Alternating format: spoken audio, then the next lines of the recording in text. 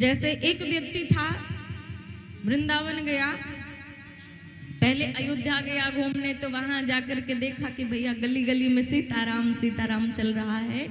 तो वहां से तस्वीर लेके आया, अपने घर में रखा और खूब पूजा किया, नाम जप किया और कहता है मैंने सुना है राम जी सब संभालते हैं, तो लो राम जी अब आप संभालना, अब मैं तो बढ़िया आराम से लेट रहा हूं, आपका भजन करूंगा। तस्वीर सामने रख ली, चक आराम से लेट गया, खटिया में बिस्तर में पड़ा, पड़े पड़े कब तक खाएगा भाई।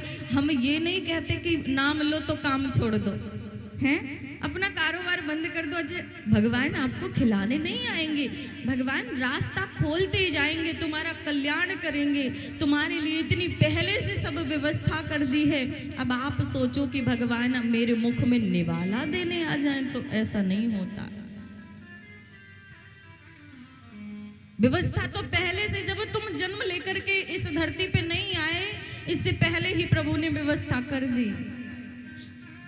जब दांत नहीं तब दूध दियो, अब दांत दिए तो अन्न हो हृदय गो। जब बालक के दांत नहीं होते तो माता के स्तन में पहले से दूध भर जाता है, जन्म लेते ही वो पीने लग जाता है। दांत नहीं तो उसने व्यवस्था कर दी, जब दांत दिए तो खाएबे कहूँ देगो। लेकिन अब ये ना करेगो कि रोटी बनाए कि तुम्हें के मुंह में आए के खिलाए जाए भगवान, ना, तुझे मेहनत करनी होगी, तुझे कर्म करना होगा। तो वो लेट जाता और लेट लेट कहता भगवान करेंगे।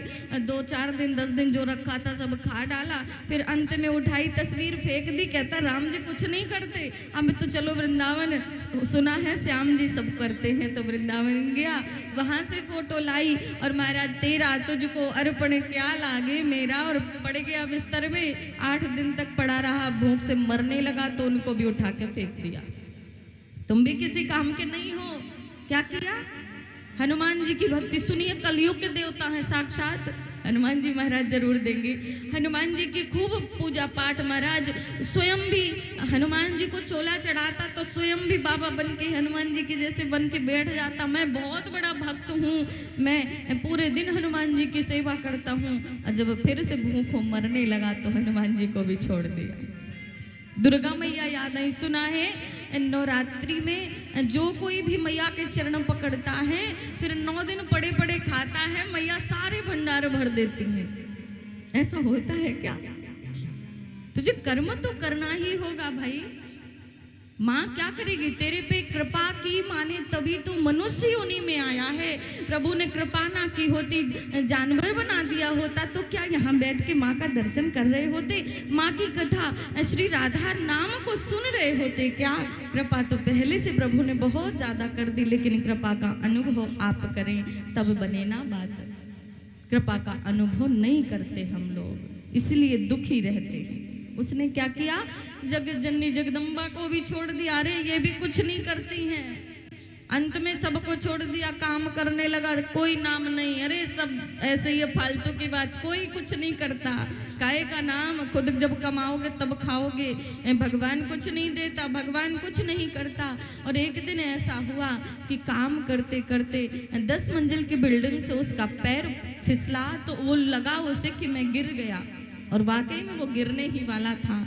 देखा तो उसे याद आ गया कि मैंने सुना है कि आप यदि भगवान की भक्ति करो, नाम लो, तो कोई ना कोई उपाय प्रभु, कोई ना कोई साधन किसी ना किसी को माध्यम बना के भेज देते हैं। अगर इतनी ऊंचे से गिरूंगा तो मर जाऊंगा, तो नाम लिया।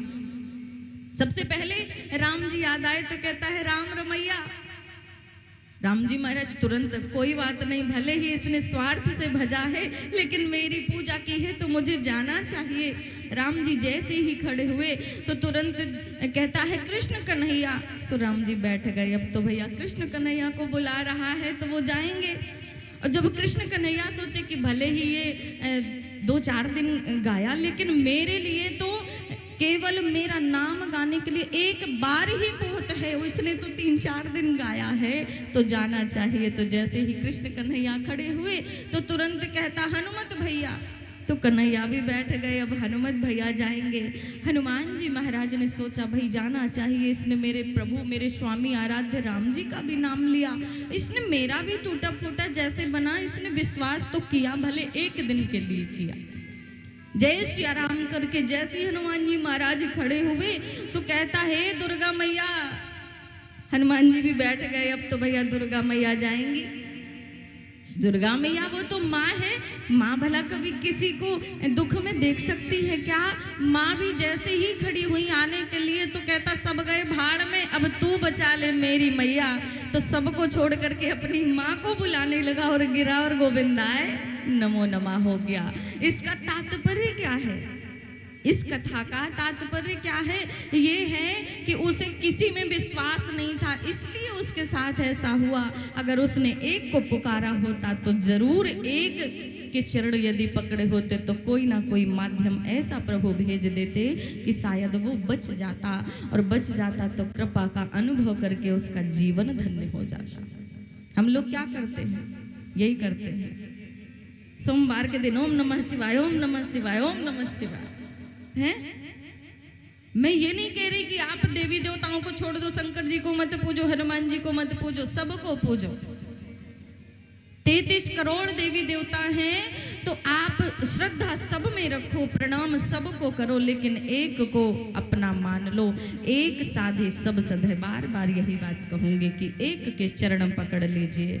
मान लीजिए जैसे आपने वृक्ष लगा